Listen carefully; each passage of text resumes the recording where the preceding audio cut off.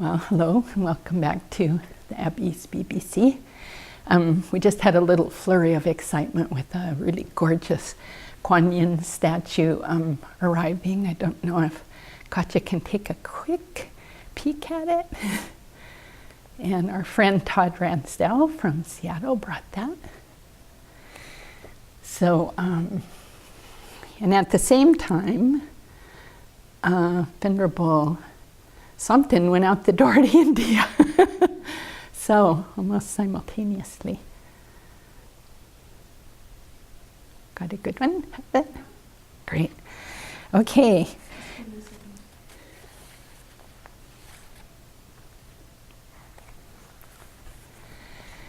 So, this continuing to be Thanksgiving weekend, thought we'd continue on the theme of giving thanks with some more mind training slogans, again from The Great Path of Awakening by Jamgon Kongtrul.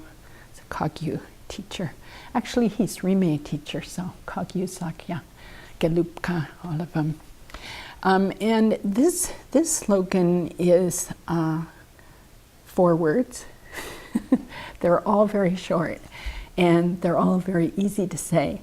And they're easy to remember the words, and they're very difficult to do. So this one is, be grateful to everyone. So I think probably this key word is everyone.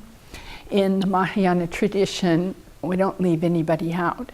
So this is why we're constantly talking about these categories of friend, family, enemies, and strangers. So I wanted to read the commentary on this because it's so quite beautiful. Be grateful to everyone. Work on taking and sending. So this is a reference to the Tonglen practice, taking in, imagining taking in suffering, imagining giving out peace and loving kindness. And this flips our self-centered attitude on its head, because usually we want the best for ourselves, and if those other people have good things, that's okay, but we're not so worried about them. Or if we don't like them, we don't wish them such good things. We can often wish them something quite negative. So this says, work on taking and sending with these considerations in mind. In general, all methods for attaining Buddhahood rely on sentient beings. So we can never develop wisdom and compassion without sentient beings. It's just not going to happen. So we need to remember that and have this mind of cherishing. Therefore, to the person who wants to wake up, sentient beings are as worthy of gratitude as Buddhas. Specifically, all sentient beings are worthy of gratitude, since there's not one who has not been my parent. And this harkens back to the wonderful teachings last night. If you haven't had a chance, please look at them. So we once again looked at how to develop bodhicitta, this mind of, I want to wake up in order to end suffering for all beings. And how am I going to do that? Well, I'm going to have to start with figuring out compassion. And how am I going to do that for everyone? We take the stance that everyone's been our loving, kind parent at some point. And this helps us to relate to people in a very different way right from the beginning. In particular, all those who hurt me. Now, this is pretty far out there. But this is where the mind training, where the rubber really hits the road. In particular, all those who hurt me are worthy of gratitude, since they are my companions and helpers for gathering the accumulations of merit and pristine wisdom, and for clearing away the obscurations of disturbing emotions and conceptual knowledge. Do not be angry, not even at a dog or an insect. Strive to give whatever actual help you can.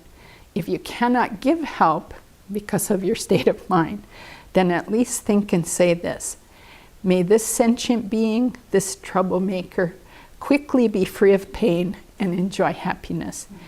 May he or she come to attain Buddhahood. Then arouse bodhicitta in your mind. From now on, all the virtuous acts I do shall be for her welfare. Then you get into your mind how come I'm meeting someone that looks like a troublemaker to me? How come I'm having this difficulty? And then it goes on and says, think this way. Because I've let mindfulness and other remedies lapse, disturbing emotions have arisen in me without my noticing them. This troublemaker has warned me of this. She is certainly an expression of the Buddha. So this is how we take these difficult things and turn them in our minds. So I'm going to say that again. This troublemaker has warned me that I've lost my mindfulness. So she's certainly an expression of the Buddha. I'm very grateful because she stimulated me to train in bodhicitta. So this is how we do it. Friends and family. Sometimes family suddenly looks troublesome. Sometimes a friend, as Venerable Samten was moving. You really have to watch this 1 hour from last night. She was showing us how our minds move people around instantly. You're my friend because you brought a cake. Now you're my enemy because you corrected me on something and I felt embarrassed. Now you're neutral because I'm not thinking about you. And just how in even an hour we move people in these categories, all based on what? Just what's going on in our minds, you know. So this is how we work with our minds to see what is setting that up and how do I get out of this habit of doing this. So who teaches us? Who's the best teacher? Venerable Chidren has said this over and over because she got a marvelous teaching from Lama Zopa Rinpoche once when she was telling him how badly someone had treated her. And he said to her, who's kinder to you, this person Sam or the Buddha? And she said, well, of course the Buddha is kinder to me.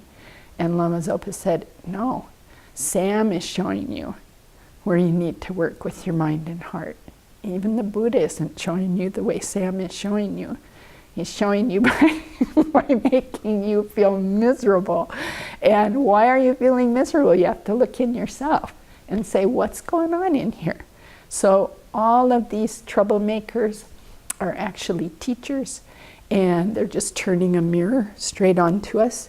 And if we can look at it that way, which most moments I can't, but it's our goal. And we just try each time. You know, maybe this one is the Buddha showing up and telling me, hey, you've lost it. So correct and get back on to bodhicitta, kindness. Yeah, just get back on the path. And then we thank them. So that's how we can thank everyone. Okay, thank you.